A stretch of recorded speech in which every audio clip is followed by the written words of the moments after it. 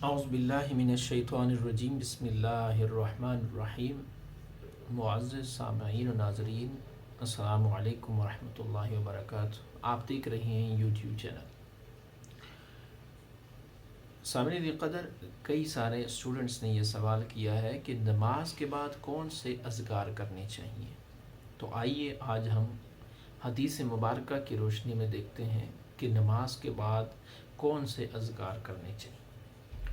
حضور نبی کریم علیہ السلام نے نماز کے بعد مختلف مواقع پر مختلف اذکار کو اپنا معمول بنایا، جیسے کہ حضرت مغیرہ بن شعبہ رضی اللہ عنہما سے مروی ہے کہ حضور نبی کریم علیہ السلام نے ہر فرض نماز کے بعد یہ کلمہ پڑھتے ہوئے انہوں نے سنا یا وہ پڑھتے تھے: لا الہ الا اللہ وحدہ لا شریک لہ، لہ الملک ولہ الحمد وہو علی کل شیء قدیر، اللہم لا مانع لما اعطیت ولا معطی لما منعت ولا ينفع ذا الجد منک الجد۔ یہ مسلم شریف میں بھی موجود ہے یہ حدیث مبارکہ۔ اللہ تعالیٰ کے سوا کوئی عبادت کے لائق نہیں، وہ یکتا ہے، اس کا کوئی شریک نہیں، اسی کی بادشاہی ہے اور اسی کے لیے ستائش ہے، یعنی تعریف ہے، اور وہ ہر چیز پر قادر ہے۔ اے اللہ، تو جو چیز دے اسے کوئی روکنے والا نہیں، اور جس چیز سے تو روک لے اس کو کوئی دینے والا نہیں، اور کسی کوشش کرنے والے کی کوشش تیرے مقابلے میں سود مند نہیں ہے۔ حضرت عمر بن میمون العودی رضی اللہ تعالیٰ عنہ بیان کرتے ہیں کہ حضرت سعد بن ابی وقاص رضی اللہ تعالیٰ عنہ اپنے صاحبزادوں کو ان کلمات کی ایسی تعلیم دیتے تھے جیسے استاد بچوں کو سکھاتا ہے، اور فرماتے: بے شک حضور نبی کریم علیہ السلام ہر نماز کے بعد ان کلمات کے ذریعے پناہ طلب فرماتے تھے، اور وہ کلمات یہ ہیں: اللہم انی اعوذ بک من الجبن واعوذ بک ان ارد الی ارذل العمر واعوذ بک من فتنۃ الدنیا واعوذ بک من عذاب القبر۔ یہ بخاری شریف میں موجود ہے،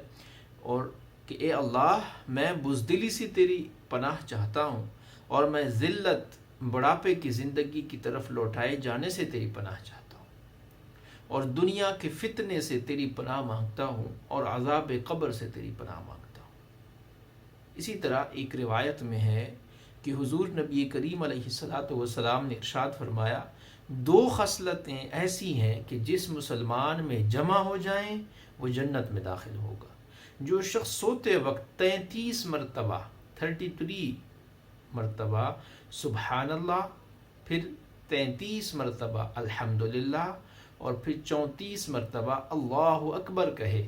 اور ہر نماز کے بعد یہ تینوں کلمات 10 مرتبہ کہے، یہ بھی ترمذی کے اندر موجود ہے۔ اسے یہ جو تسبیحات ہیں سبحان اللہ، الحمدللہ اور اللہ اکبر، اسے عرف عام میں تسبیحات فاطمہ بھی کہا جاتا ہے، کیونکہ حضور نبی اکرم صلی اللہ علیہ وسلم نے حضرت فاطمہ الزہرا سیدہ کائنات سلام اللہ علیہا کو بھی یہی کلمات اور تسبیحات پڑھنے کی تلقین فرمائی تھی۔ جن نمازوں کے بعد سنت ادا کی جاتی ہے، جیسے ظہر ہے،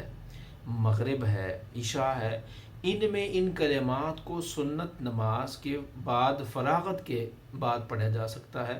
البتہ جن نمازوں کے بعد سنت کی ادائیگی نہیں ہے، جیسے فجر ہے اور عصر ہے، تو ان میں فرض نماز سے فراغت کے بعد یہ کلمات پڑھے جا سکتے ہیں۔